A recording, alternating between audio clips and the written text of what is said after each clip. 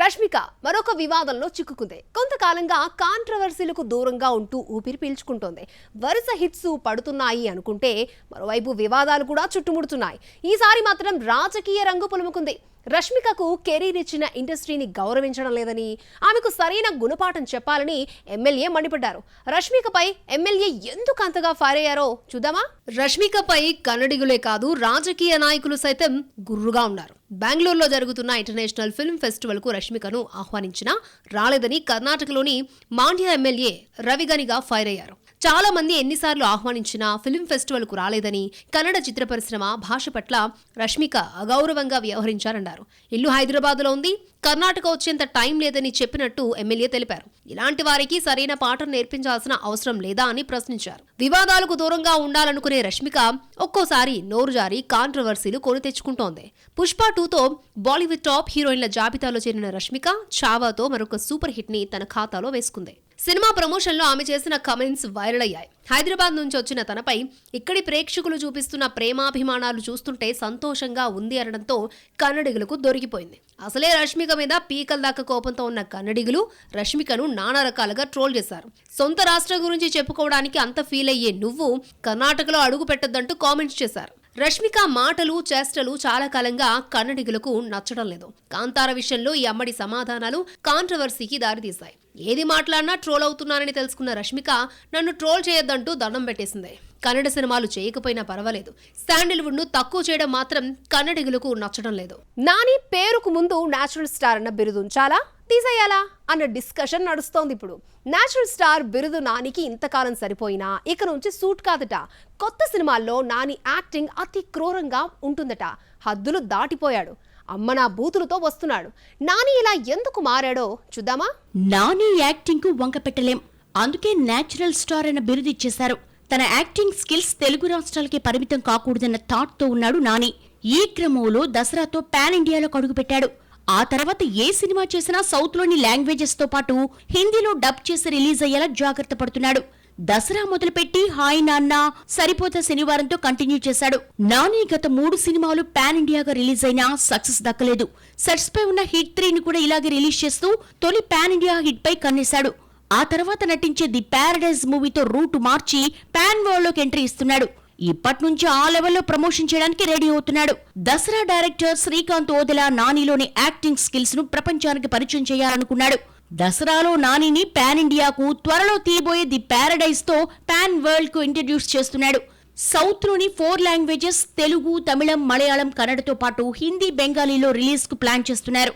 ఓ అడుగు ముందుకేసి English, Spanish లో కూడా రిలీజ్ చేస్తూ ది ప్యారడైజ్ కు పాన్ వరల్డ్ కళ తీసుకొస్తున్నారు. పాన్ ఇండియా మాట పాతదైపోయింది. పాన్ ఇండియా రిలీజ్ అంటే మూసగా చూస్తున్నారా?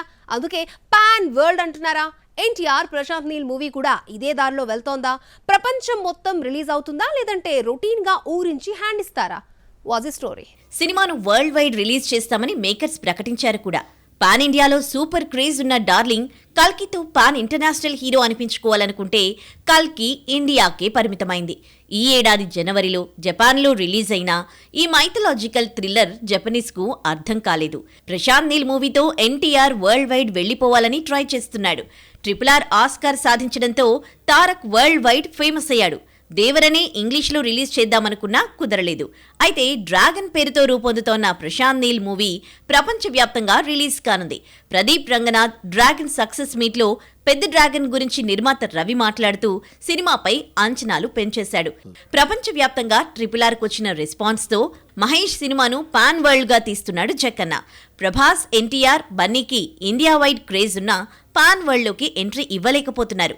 రాజమౌళి పుణ్యమా అని మహేష్ పాన్ ఇండియా మూవీ చేయకుండానే వరల్డ్ వైడ్ కూర్చి మడత పెట్టేస్తున్నాడు. మనవాళ్లు 500-1000 కోట్లు కలెక్ట్ చేస్తున్నా పాన్ వరల్డ్ రిలీజ్ల కళ మాత్రం తీరడం లేదు. హనుమాన్ను ప్రపంచవ్యాప్తంగా 14 భాషల్లో రిలీజ్ చేస్తున్నట్లు ప్రకటించినా కుదరలేదు. మరి జై హనుమాన్తో అయినా అది సాధ్యమవుతుందో చూడాలి. మరి చావాను ప్రాంతీయ భాషల్లో రిలీజ్ చేయాలన్న డిమాండ్ పెరగడంతో కాస్త లేట్ అయినా చావా పాన్ ఇండియాగా రిలీజ్ అవుతోంది. తెలుగు డబ్బింగ్ ను గీతా ఆర్ట్స్ రిలీజ్ చేస్తోంది. బాలీవుడ్ బాక్స్ ఆఫీస్ ని కొల్లగొడుతున్న ఈ బ్లాక్ బస్టర్ 7న తెలుగులో రిలీజ్ అవుతున్న సందర్భంగా ట్రైలర్ ని రిలీజ్ చేశారు. ఈ నెల 14న రిలీజ్ అయిన హిస్టారికల్ మూవీ చావాకు హిందీ ప్రేక్షకులు బ్రహ్మరథం పడుతున్నారు. నిర్మిస్తున్నారు.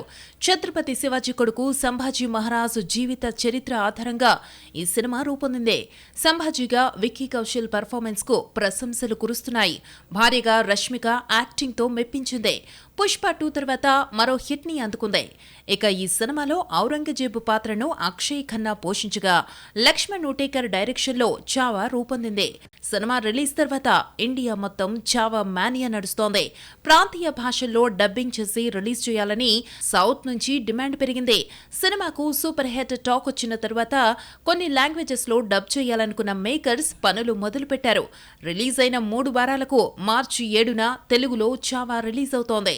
తెలుగు చావాను గీతా ఆర్ట్స్ డబ్ చేసి రిలీజ్ చేస్తోంది. కాస్త లేట్ అయినా పాన్ ఇండియా మూవీ అవుతోంది చావా. స్త్రీ 2 600 కోట్లకు పైగా నెట్ ని కలెక్ట్ చేసినా ప్రాంతీయ భాషల్లో రిలీజ్ కాలేదు. లేదంటే మరో 100 కోట్లు వచ్చేవి. హిందీకే పరిమితమైన స్త్రీ 2 నష్టపోగా అదే తప్పు జరగకూడదని చావాను డబ్ చేసి రిలీజ్ చేస్తున్నారు. తెలుగు మార్కెట్ కొల్లగొట్టాలని బాలీవుడ్ హీరోలు సైతం ఎదురు చూస్తున్నారు. హిందీ హీరోలే కాదు, తమిళ్, మలయాళం, కన్నడ హీరోలు దృష్టి ప్రస్తుతం తెలుగుపైనే. పాన్ ఇండియాకు కేర్ ఆఫ్ అడ్రస్ గా మారిన టాలీవుడ్ లో గుర్తింపు కోసం ట్రై చేస్తారు. కానీ ఇద్దరు హీరోలకి మాత్రం తెలుగు ఆడియన్స్ డబ్బులు కావాలి, కానీ ప్రమోషన్స్ పట్టవు. ఆ ఇద్దరికి మాత్రమే తెలుగు అంటే అంత చిన్న చూపెందుకు? విమర్శలు కొని తెచ్చుకున్న ఆ హీరోలు ఎవరో చూద్దామా? తెలుగులో క్రేజ్ కోసం అందరూ ట్రై చేస్తూ ఉంటే విజయ్, అజిత్ మాత్రం ప్రమోషన్ కి మోహన్ చాటేస్తున్నారు. టాలీవుడ్ తో పనేంటి అన్న రీతిలో ఉన్నారు. యంగ్ హీరో ప్రదీప్ రంగనాథ్ నటించిన లవ్ టుడే తమిళ్లో సూపర్ హిట్ అయింది. తెలుగు రిలీజ్ కోసం ఒకసారి, సక్సెస్ తర్వాత వచ్చి యూత్ కి కనెక్ట్ అయ్యాడు. రెండో సినిమా డ్రాగన్ తో మరొకసారి మెప్పించిన ప్రదీప్ తెలుగు ప్రమోషన్ ని మాత్రం వదలలేదు. కాంతార హిట్ అయ్యే వరకు తెలుగు ఆడియన్స్ కి రిషబ్ శెట్టి ఎవరో తెలీదు. కాంతార రిలీజ్ కు ముందు, ఆ తర్వాత 2-3 సార్లు హైదరాబాద్ కు వచ్చి తెలుగు వెర్షన్ ని ప్రమోట్ చేశాడు. రిషబ్ శెట్టి తెలుగులో క్రేజీ హీరో డైరెక్టర్ అయిపోయాడు. హనుమాన్ సీక్వెల్ జై హనుమాన్ 2లో టైటిల్ రోల్ పోషిస్తున్నాడు. కాంతార 2 కోసం ఇండియన్ సిల్వర్ స్క్రీన్ వెయిట్ చేస్తోంది.